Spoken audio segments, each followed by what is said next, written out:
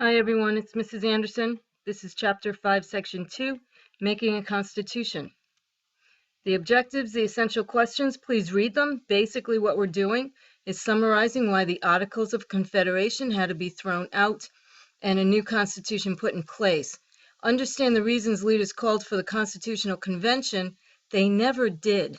They called for a convention to change the Articles of Confederation and decided to throw them out and make a new government. Here are the leaders that were present. You should recognize some of them. John Dickinson from Pennsylvania, Benjamin Franklin. Alexander Hamilton is going to be a big name when it comes to establishing a government, also along with James Madison.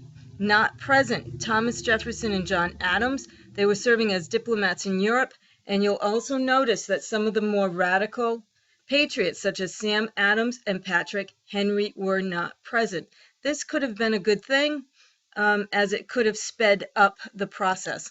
George Washington was unanimously chosen as president of the convention. The framers of the Constitution. Alexander Hamilton advocated for a powerful central government. Alexander Hamilton always had something to say. When it came to writing, you will find that he was very prolific. As his background, he was born in the West Indies to a single mother and was lucky enough to impress a mentor enough to get an education and become a lawyer in New York. Throughout his life, he always seemed to be trying to prove himself. Ben Franklin contributed experience, wisdom, and prestige. He was probably one of the worst husbands and fathers in the world, but he certainly contributed to the founding of the Constitution, if only being the sage of the convention. James Madison, our fourth president, called the father of the Constitution, at this point already had a plan of government in mind. Please know James Madison was our shortest president, and he was incredibly bookish. George Washington, called the father of our country, attracted crowds when he arrived in Philadelphia. He was the revolutionary hero that kept the convention on the right track. Hamilton and Madison emerged as leaders. Hamilton was a conservative. He feared too much democracy. He will fear mob rule. He favored a balance of aristocracy, monarchy, and republicanism. Please notice they haven't decided that they want a president if Hamilton favors a monarchy. James Madison favored a large republic with diverse interests to preserve the common good. He favored a system where different interests would check each other's power to ensure liberty. We're going to see all of this in the Federalist number 10 a little later on. These two are leaders with differing opinions, which leads to the political party system in the future. James Madison proposed what is called his Virginia Plan. It is also called the Large State Plan. It calls for a strong federal government with the power to tax, regulate commerce, and veto state laws, a Senate and a House of Representatives, so bicameral legislation, both based on population, and a strong president to command the military and manage foreign relations. Please notice how the number of representatives in this bicameral legislature is based on total population. The larger, more populated states would be stronger under this plan. James Madison, the Virginia Plan, or the Large State Plan. Also proposed by William Paterson is the New Jersey Plan, also known as the Small State Plan. It calls for a unicameral legislature with every state having one vote. That way, smaller states would have equal power. So the larger states will favor the Virginia Plan, while smaller states will favor the New Jersey Plan. Roger Sherman of Connecticut will propose the Great Compromise to break the impasse. Bicameral legislature with the Senate having equal representation amongst all states. The House of Representatives will be based on state population, and it is in the House where legislation is introduced. Each House of Representatives has a term of 2 years. This was done because the House was voted into office directly from the people. The Founding Fathers were afraid that the average male voter wouldn't know the candidates and could vote. And if they could vote, they would make a mistake. So this representative could be voted out of office pretty quickly. However, the Senate is considered the upper house with 6-year terms, and senators were voted into office by the state legislature or governors until the 17th Amendment, which allowed for direct election of senators by the people. The Senate also had the power to approve or disapprove legislation coming up from the House.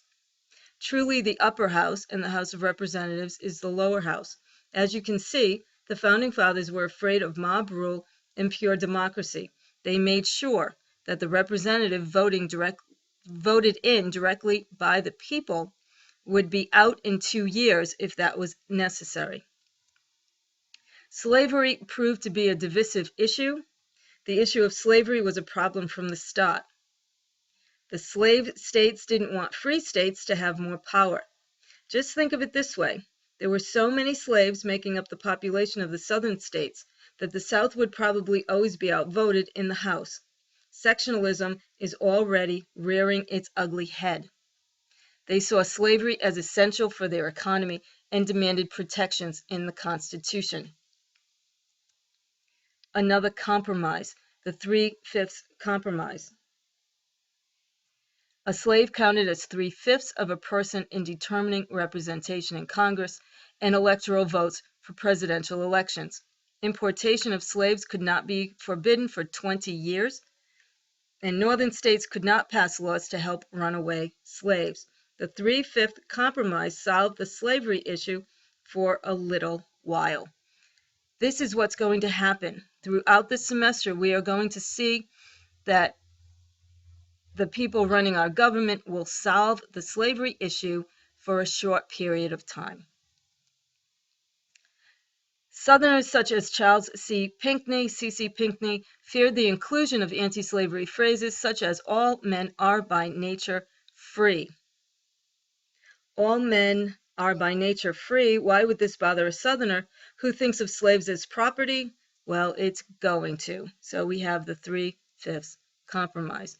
Also, they want the rights of man spelled out, not just to be assumed. On September 17th, 42 delegates remained at the convention. Franklin urged all delegates to unite in support of the new Constitution. Hamilton accepted the Constitution as the only alternative to anarchy and convulsion. 39 delegates signed, and the Constitution was sent to the states for ratification. Section 3 of this chapter will explain the ratification process. Now to explain more of the branches of government. The executive branch. Please read Article 2 of the Constitution in your book or online. Please notice the president is elected via the Electoral College and not the citizens. This is another way to keep the mob out of government, more fear of pure democracy. The Electoral College will be adjusted over the years, but the fear was that the people would only vote for a state favorite son as they knew little of what went on in other states. The media has changed all of this, but we still have an Electoral College. In your opinion, is it still necessary in 2014?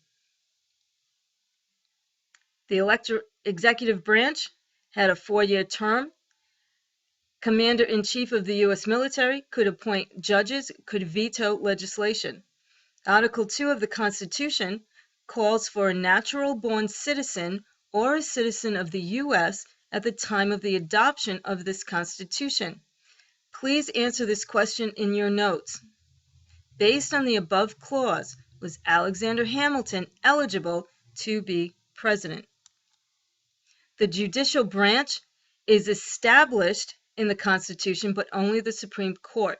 It will take the Judiciary Act of 1789 to formalize the rest of the federal court system. The legislative branch, I've already discussed this. However, please continue to keep in mind the fear of pure democracy that gripped the Founding Fathers. The Senate was the upper house, equal representation for all states, 6-year terms for the senators.